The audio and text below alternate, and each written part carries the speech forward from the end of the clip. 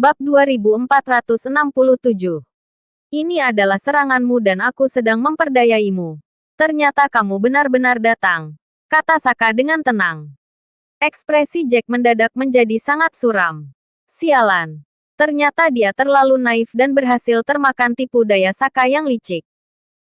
Kamu nggak mau sampai ku kenali karena aku adalah musuh bebuyutan keluargamu dan kamu khawatir aku curiga terhadapmu.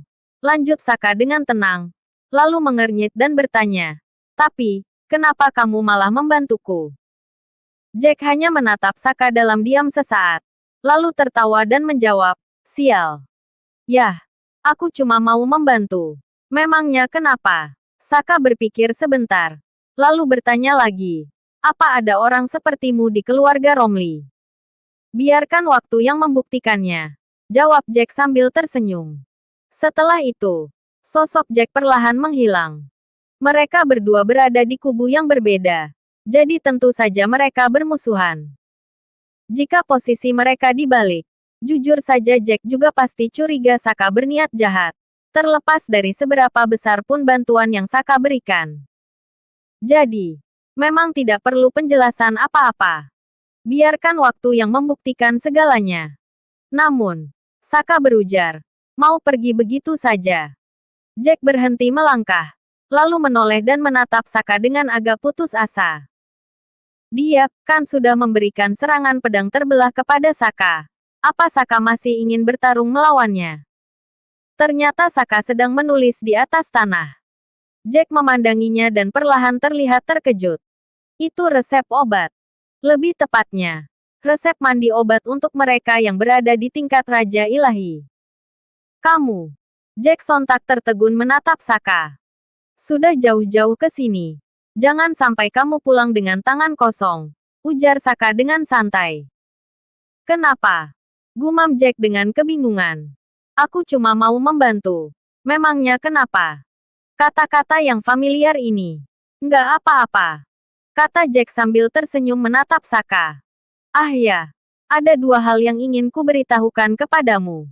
Pertama, keluarga Romley sekarang memihak Roni. Kedua, Roni sekarang berada di pihak Pangeran Ardion. Mereka ingin membunuhmu. Masalah kecil, cibir Saka. Benar sekali. Namun, Jack melanjutkan dengan ekspresi serius. Tapi, Wimar yang merupakan jenius dari keluarga Syahrir pasti akan segera membawanya turun ke dunia. Wimar itu berbeda dariku. Begitu dia turun, dia pasti akan membunuhmu. Kamu memang sudah mempelajari teknik serangan pedang terbelah, tapi pemahamanmu masih kurang. Kamu harus mempercepat latihanmu. Aku sudah sangat cepat, kata Saka sambil tersenyum. Lebih cepat lagi, jawab Jack dengan serius. Ada sebuah tempat rahasia milik keluarga kerajaan di mana seseorang bisa naik level dengan cepat. Biasanya hanya calon kaisar yang bisa masuk ke sana. Tapi kamu bisa meminta guru negara untuk mencari cara agar kamu bisa masuk juga ke sana. Tempat rahasia keluarga kerajaan. Saka berpikir sebentar, lalu mengangguk mengerti dan berkata, "Ada apa di dalamnya?" "Cuma harta karun biasa yang nggak penting. Poin terpentingnya adalah di dalam situ ada tes yang ditinggalkan oleh tabib agung." Ekspresi Jack kembali terlihat serius. Dulu tabib agung mengeluarkan banyak harta karun untuk membantu para ahli negara elang agar bisa naik level dengan cepat pada masa-masa negara elang berperang negara-negara lain. Tapi, tabib agung menghilang setelah perang dan harta karunnya dikuasai oleh keluarga kerajaan. Mereka mengumpulkannya di sebuah tempat rahasia. Sorot tatapan Saka perlahan berubah menjadi dingin. Memang keberanian keluarga kerajaan itu tiada duanya. Serangan ini adalah hasil karya tentara agung. Selama ada serangan ini, kamu bisa bertahan cukup lama melawan Wimar, kata Jack sambil tersenyum. Aku nggak mau, tolak Saka sambil menggelengkan kepalanya. Jack tertegun sesaat, lalu berkata, aku tahu kamu nggak ingin memanfaatkanku, tapi sekarang bukan saatnya untuk sungkan.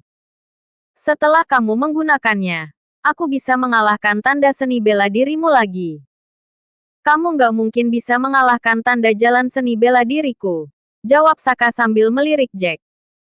Ekspresi Jack langsung berubah menjadi suram. Sialan. Itu memang fakta. Fakta. Tetapi tidak perlu diutarakan seterang-terangan itu juga, kan?